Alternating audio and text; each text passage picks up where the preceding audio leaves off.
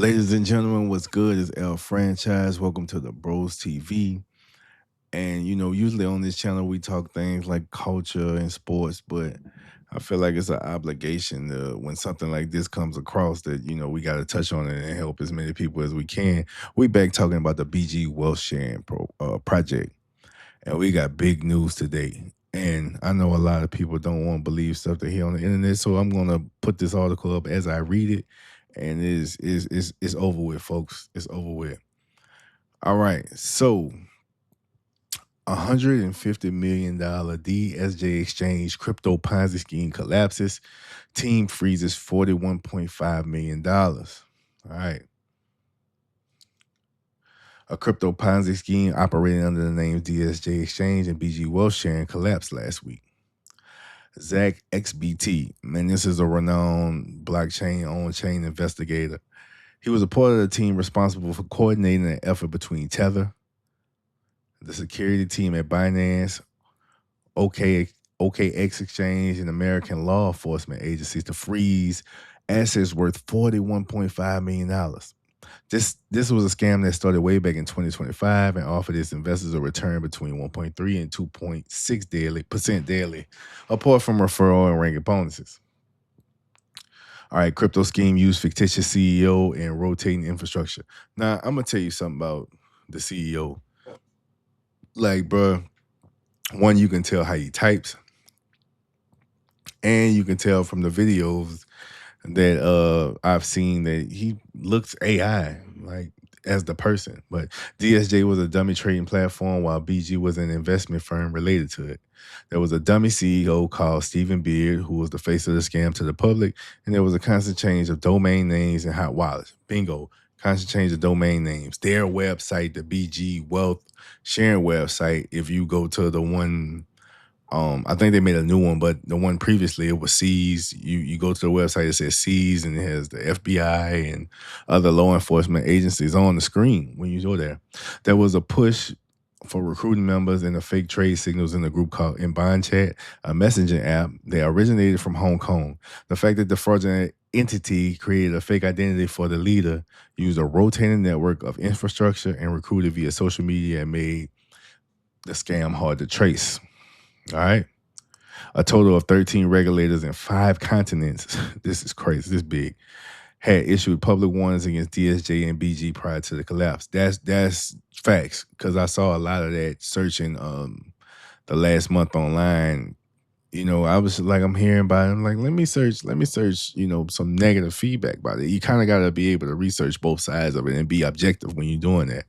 The U.S. authorities had also seized one of the sites, BG Wealth Sharing. That's the one I'm referring to that says seized with the law enforcement symbols on it, used by scammers on April 23rd, 2026. So they seized this website on April 23rd. They were still running the IPO promotion. All right. Even after seizure, the scam operated for some time until the withdrawal function was completely blocked.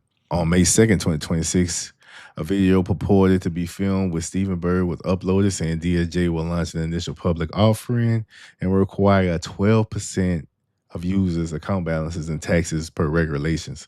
Now, the initial public offering was actually before this, right? That was the 2 weeks in April that they were talking about the IPO. They said the 12% because of illegal activity by some of the members. So all the members would have to pay a 12% tax to get their funds.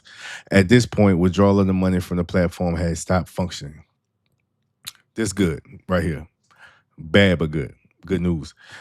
92 million laundered across chains in 7 days. Between April 27 and May 3rd, 2026, illegal parties conducted over $92 million worth of transactions from DSJ and BG hot wallets on multiple chains and exchanges. Now, I'm not just an expert in this lane on how to track wallets and things of that nature, but that was yesterday. Last night, I was kind of up for a while trying to track the wallets, the movement, of the money, and all the wallets I would come across, they had nothing in them. So I'm like, okay, they're using decoy wallets and things of that nature, right? The illicit laundering techniques used include token swap on Tokenline, bridging through bridges, Butter Network, and USDT0, USDD, wrap, and unwrapped and consolidating transactions on multiple wallet addresses. ZachXBT identified the transfer of more than $93 million in funds from the consolidations on multiple deposit addresses in a 7-day period. The biggest amount was deposited into a Kobo platform, totaling $63 million throughout the week. All right, so this is good info. Crypto fraud targeted retail investors.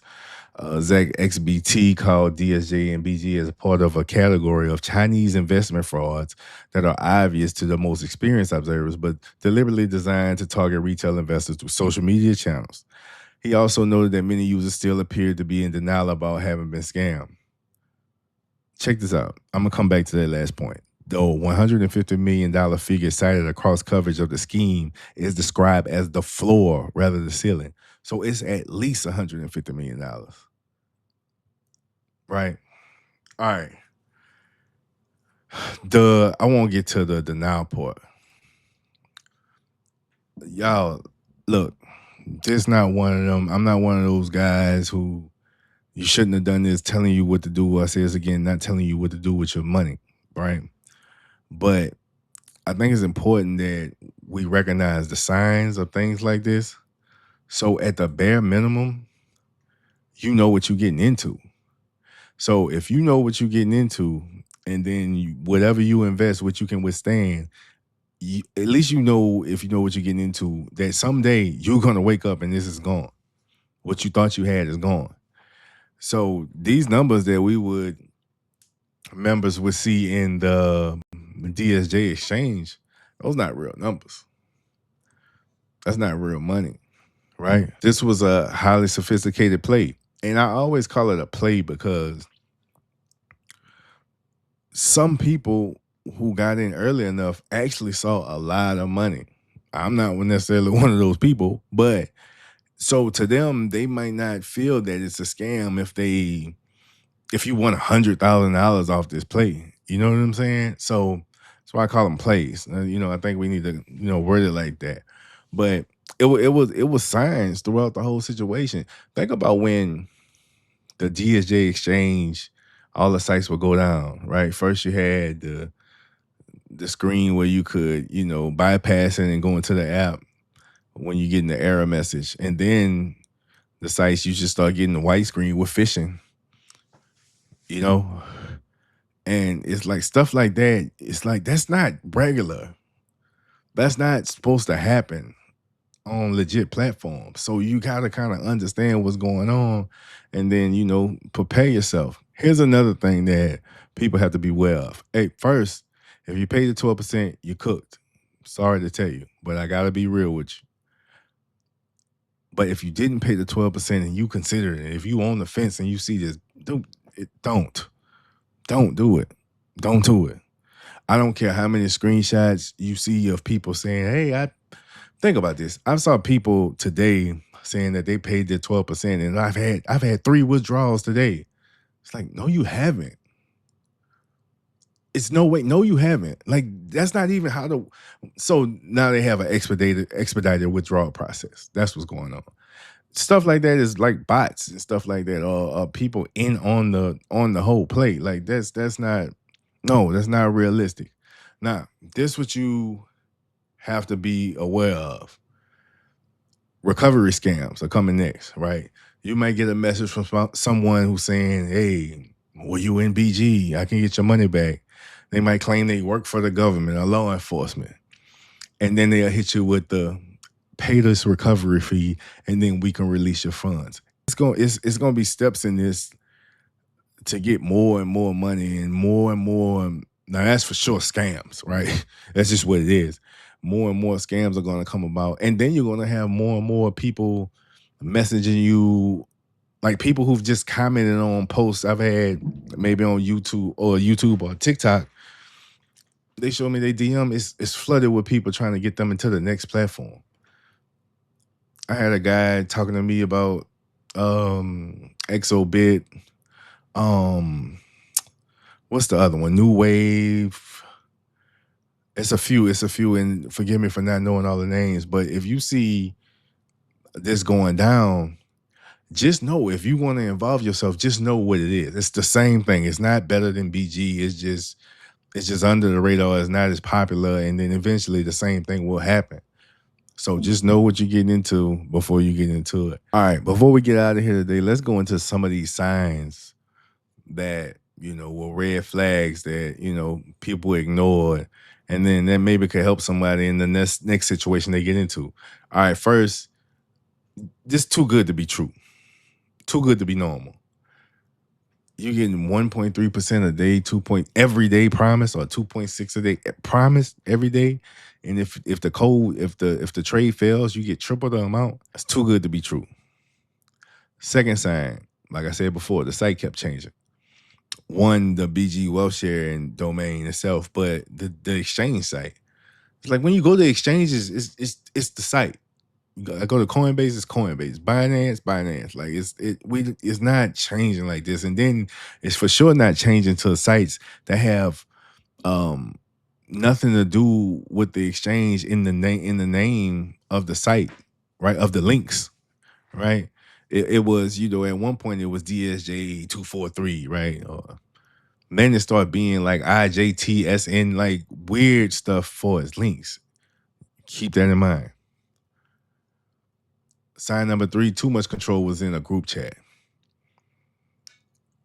If you got trade signals coming through a group chat, payment instructions, and things of that nature come through the leaders, update come from senior members. Real financial platforms don't depend on a professor or a Telegram group chat or a BonChat, right?